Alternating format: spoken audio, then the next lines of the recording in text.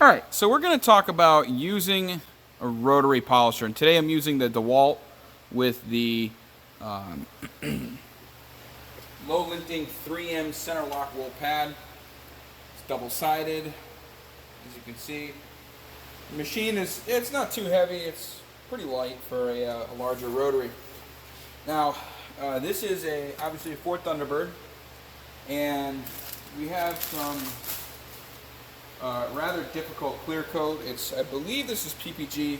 This is a 2003, and PPG paint is considered to be one of the highest quality paints to exist. Now, I don't really intend on going too in depth with this first video on the use of a rotary. So, what you have to take into consideration is the vehicle that you're working on. Now, this car has very low miles. It is very thick paint. It has never been detailed in its entire life. So this is the first time that it is getting any sort of polishing done. This is receiving my level 4 reconditioning package. It's just below the paint correction level of polishing. That being said, I am putting a little bit more time and effort into this because it is going so quickly.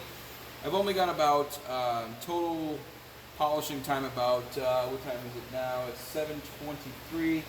So about 2.5 hours total polishing time, and I have done pretty much almost the entire car cutting step, and then the polishing step will consume maybe about an hour of my time finishing the paint down. So today we're using M110, which is a SMAT type polish, a super micro abrasive polish, which means that the abrasives last a lot longer under the heat and friction of a DA and a rotary. This is primarily engineered for a DA. It can be used with a rotary. It does state that it can be used with a rotary, but it does work better with a DA on certain types of paints. Being that this is PPG, the DA would take a little bit longer to cut the defects out. You'd end up using more product, and well, maybe not necessarily more product, but it would just overall take you longer time, and time is money in this scenario. So the fastest cutting tool, obviously on the market, is a rotary type polisher. Now I've got two different rotaries here. The other one is the Flex PE8. This is kind of defective, but I still use it. It throttles up and down. It did change the power cord, but for whatever reason, it's still not working. So I'm assuming it's either the speed controller or the brushes, which makes no sense because this thing has less than 30 hours of use on it, and it just is a piece of shit. I might end up just buying a new one and selling this one to somebody who wants to fix it. But I have the Lake Country 3-inch extension, and then I also have the 5 or 6, I think it's a 6-inch extension as well, with the Rupus Blue Foam cutting pad. And I'll use this on smaller sections, like the scoops in the back of the taillights here is really the only place that I've used it. And of course the tonneau, it's not really a tonneau cover, but it's the tonneau latch or compartment that flips up when the top actuates. There's a lot of small areas that this comes in handy with, but this is a great rotary. It is super light. I wouldn't use anything bigger than a 3-inch or a 4-inch pad on this. If you use something like the 8 or 9-inch Lake Country, 3M center locking wool pad, you're going to have a lot of issues with this overloading the machine, and you don't want to do that. That being said, I don't know if Flex has fixed the problem with these machines. I've been told to do several things. The only thing I've done is change the power cord, and it still runs like shit. So, and the power cord is actually a thicker gauge than the previous one. So I don't know. It is what it is, but it is a very useful tool. So choosing your polish is important according to the type of paint that you have. M110 has been my go-to for just about anything. I've got this S2000 in the background. I use M110 on that, and that has super delicate soft paint. So I pretty much use this for everything. It cuts well on hard paint and soft paints. So using a rotary, a lot of guys will tell you to hold the machine flat on the panel. And yes, it is true, you get maximum surface area. Don't mind the back of the pad, it's from a boat, I just haven't cleaned it yet. And this side is clean. Holding the machine flat is important, but when you look at this pad, if you look at it from the side here, it is kind of curved inward like this. So when you hold the machine flat, only this section here is cutting, and that's not exactly ideal. When you're using foam pads that are symmetrically flat, that makes more sense. This pad operates much better on a slight tilt. All right, and when you have it on a slight tilt, your contact area is from here all the way to the center. So you actually have a better contact angle on a slight angle versus if you were to hold this pad flat. This is a very, very high quality wool pad. It is not twisted wool, it's lamb's wool, low linting, so it's not as aggressive as twisted wool, but this is a very good pad. I've got several of these, and of course I've got the 3M center locking tool that allows it to have a perfect balance every single time. This is just a basic DeWalt rotary polisher. We've already gone through that, but I'll give you the model number in case you're curious. DWP849X. You can get this on Amazon. I believe that's where I got this, and I think it's like maybe $170 or $180.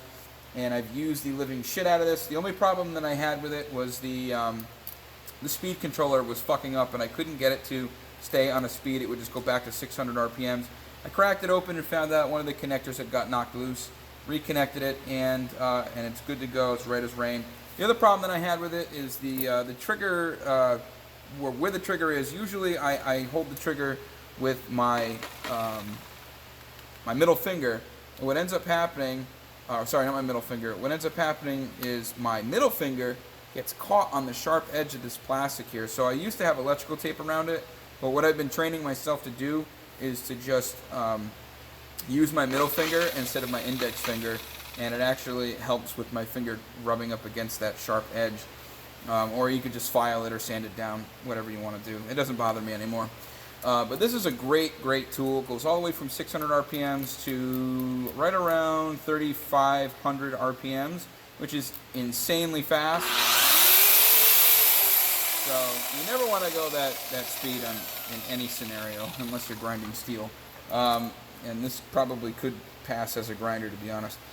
It essentially is a grinder. It's an overall very efficient machine. So let's get into, we're going to work on this quarter panel. I've already gone up to the gas door, so we're going to go this way. And of course down here I'm going to show you the lights that I use. In the background we've got just a Husky single beam floodlight. It just helps me see where I'm working and also shows a lot of defects. It doesn't have a lot of light pollution, which is nice. There are a couple of lights that I'll use during the whole procedure, and I think that all of you should have these lights if you're going to be doing any kind of detailing. First we have the Astro Pneumatic, basically a paint matching light. It's pretty similar to the Scan Grip. The battery lasts quite a long time. I think I've used this a lot. I maybe charged it like 2 or 3 times. It's magnetic, so I'll carefully stick it to the car. It sticks to anything that's ferrous, of course. A lot of times, if I'm not using it, I'll just stick it underneath my stool. And then next we have the Ryobi. It can be powered through a battery or it can be plugged in. I've always got batteries rotating, so it's really efficient. And it also has an adjustable Kelvin. So you can make it, what is that, 5,500, 5,000K, all the way down to 2,700K, and the knob adjusts, and then you've got 3 brightness modes.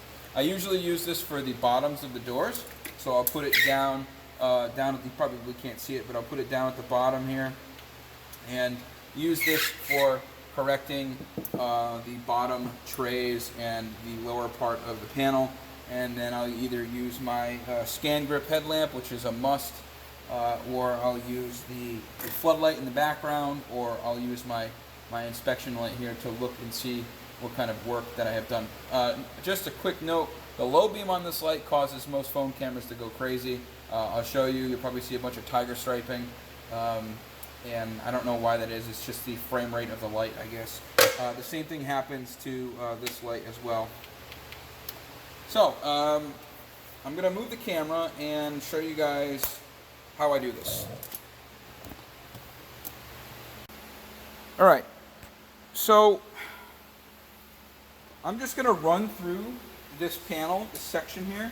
I'm not going to do a lot of talking. I'm just going to basically do the work. You know what, I might move the camera over here, give you guys a better angle so I'm not blocking the work. I'm going to show you guys how I articulate the machine. You can get an idea of how I'm using the machine and how I'm inspecting the paint as I go, how much polish I'm using, so on and so forth. Don't be afraid to be, don't be afraid to use a ton of compound. I'm telling you, the more, the better. The more lubrication, the better it cuts, so on and so forth. So I'm going to start here and work my way down.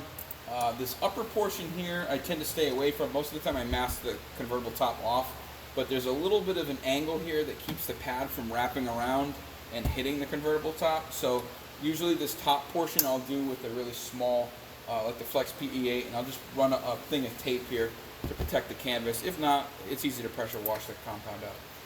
So a lot of people do a lot of overthinking when it comes to masking off and edges and stuff. You know, if you really know how to articulate a rotary polisher and you're using the right pads, edges are really not a major concern. Now, if you're working on a delicate car, of course, those circumstances change. If you're using a foam cutting pad, which you're more likely to burn paint with foam than you are with wool. Wool runs very cold. Therefore, you know, imagine if wool burned as hot or ran as hot as foam and cut just as hard. I mean, you'd be burning paint left and right. So, I have actually never burned paint with a rotary, thank the Lord, knock on wood. We're going to go. So, I'll start with just a bead. Throw my headlamp on. I can see my light directly onto this. I keep it on the low beam on the warmer light setting. Just a piece of advice, when you're working on black paint, on this headlamp you can change the temperature of the light to more of a blue 5000K. That's better for darker paint. On white paint, silver paint, you want to use the warmer color. It actually allows the less light reflection and more absorption. Even though white doesn't absorb light very well, this is going to allow you to see more of what you're actually doing. So just put a little line of compound, and we're going to run the machine at about 1400. Remember, this is a matte polish. It has a very long cutting and working cycle. I'm holding the machine relatively flat, but there is a slight tilt. If I held it really flat, because the pad is balanced, very well balanced, it's not going to, you know, do a rotating thing on you if you were using a pad that you had to align yourself. But do some inspecting, and I can still see some marring up here. So we'll slow the machine down. I'm applying no pressure at all here. I'm just using my left hand to balance the machine. Now, once you know that the polish has been worked through its cycle, add a little bit more when you think it needs it.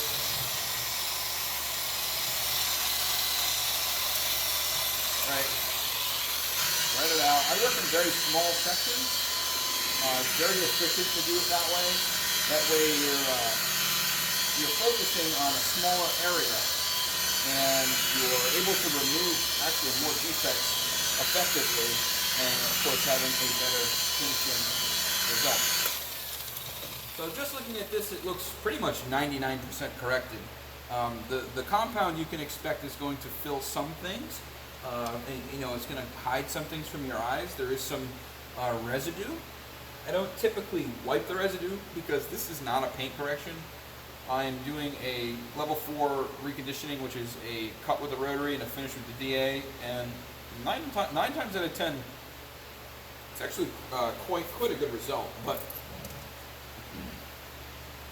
try to not spend too much time. Like I said, only had 2.5 hours polishing this. Almost through here. 8 o'clock will make it 3 hours. Just gonna do the same thing, working like a 1 foot section. Make sure you gravitate the machine up towards the curve here or the edge. Don't be afraid to burn the edge. Don't put any, you know, downward pressure on the edge. That's how you're being negligent. You're gonna definitely burn or damage something. Just let the machine and the polish do the work. Now, because this is a matte polish, you can apply pressure in certain areas that are going to be a little more difficult to correct. So the way that I do this is I'll make sure that my contact portion is not very large. You know, I don't want to be gravitating over these edges or this edges. I want to put it up on its edge and maybe press on a defect. You'll see machine swirling, but you also see, I'm going to take the headlamp off so you guys can get a better idea. You'll also see a bunch of tiger striping. These the frame rate of these lights. The paint is very clean. Okay, we'll come over to the untouched side, and you can see there's a lot of swipes and swirls and all sorts of fun stuff. It's hard to see, obviously, because the paint is white. So maybe a brighter light will do better here. Hold on. Let me get my Astro pneumatic. So,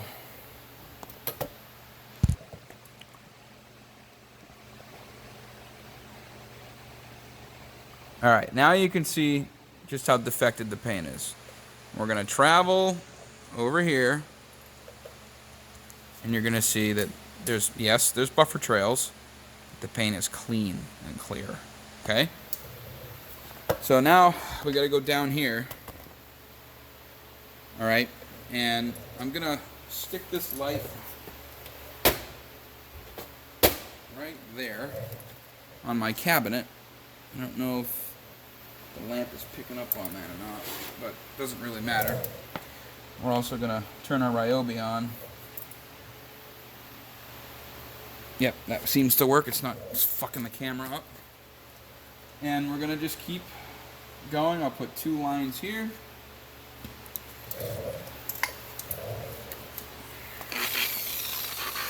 You don't have to go sling a potamus. Just, you know, spread it out. You're only going to get a certain amount of area where the polish is going to be effective. So, you know, work in a small area.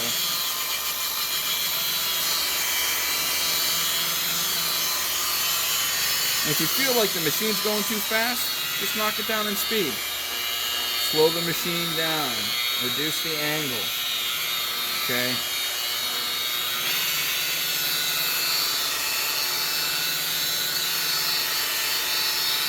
Now, I'm seeing some marring here that isn't coming out with the normal pressure of the polisher. So because this is a pretty safe spot, I can apply a little bit of pressure and then lighten it up, and then kind of just track the polisher in the light and look for these deeper defects that you can really focus in on with the Rotary. There are some guys that will just go really high speed and buff the shit out of a car. That's really dangerous. You know, I've got a lot of experience with Rotaries, and I have never done something like that, just because I know that I don't want to make an insurance claim to have something painted. Being careful is way better than being reckless. So we're at 1600 RPMs currently. And I'm going to come back over into this section because I have not really refined it yet. So I'm just using the scan grip headlamp to track the polisher.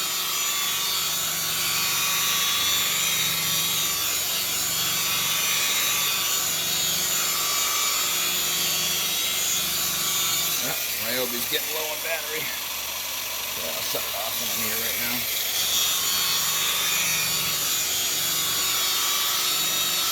Alright, so this upper portion is looking really, really good. Nice and fresh. So now the bottom portion becomes a little bit more important.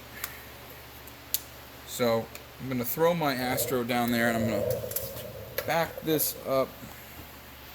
Tilt this down, you guys can get an idea of what's going on here. And I am going to put the Astro on the stool. I'm going to get on my knees here and use the Astro, and I can see the light perfectly over here. It works great. Put a bead of polish.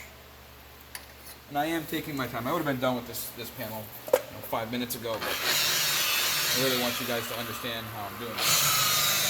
Again, the machine can go flat if you want.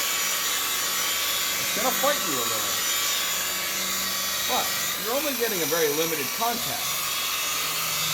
A little bit of an angle. When you get to this spot here, you can angle it this way. Use the bottom of the polisher or the pad. Work up on the edge here.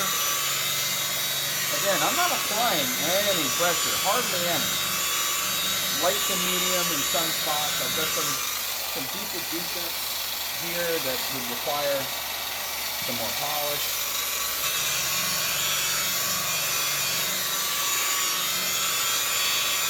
And don't be afraid to come to the edge. The only time that you need to worry about going to the edge of something is if the panels don't line up and there's a raise. If in fact that there is a raise, there are two things that you can do. You can pop the door or whatever panel it is to move it away from the edge. Or if it's not a very heavy raise, or a high raise I should say, put a piece of tape along the edge of the adjacent panel so you don't have to worry about possibly or potentially burning that panel. But these are pretty amazing shut lines, so we don't have to worry about that.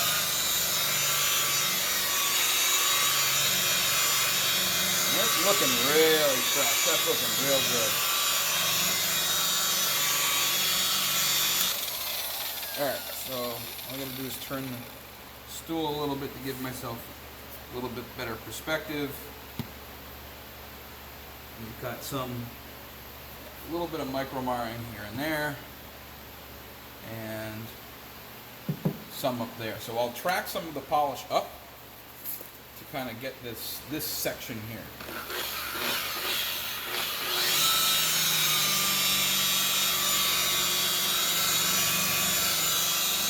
Again, I'm not applying any pressure on this edge. You don't want to. You don't need to. Let the machine and the polish do the work. Slow the machine down.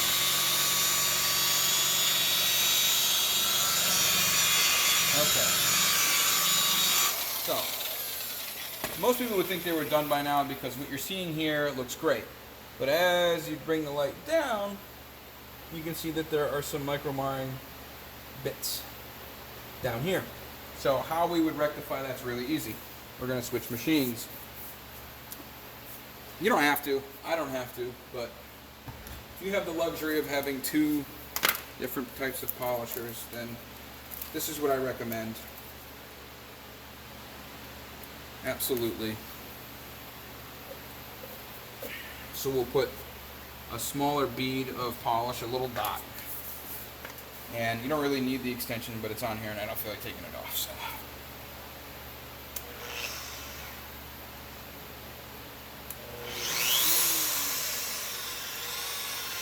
Nice low speed, spread it out. Use a little bit of pressure. Now the foam creates a lot more heat, so you've got to be careful. You can't go ape shit with foam pads.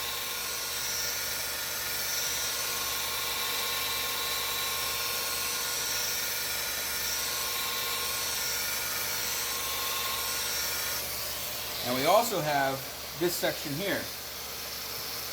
A little bit of bead of polish, spread it out, and then just go ever so slightly slow. You don't have to go fast. No pressure. Just enough to keep the pad flat onto the panel. You don't want to dig the pad up into this little curve. Just an excessive amount of friction. And that's enough to clean up that little spot there. You don't have to go too crazy. Remember, detailing is not about aggression, it's about finesse. You're trying to perfect a panel, not destroy it and cost yourself money. So, it looks really, really good. I've got some micro marring here, and I will get the big polisher. The little guy does a great job.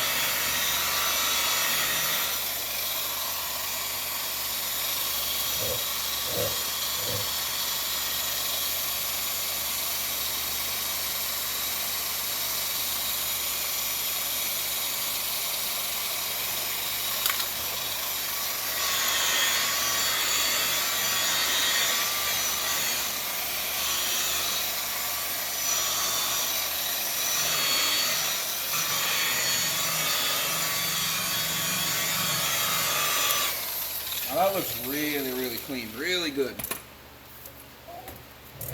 Thankfully, I only have one panel left to do.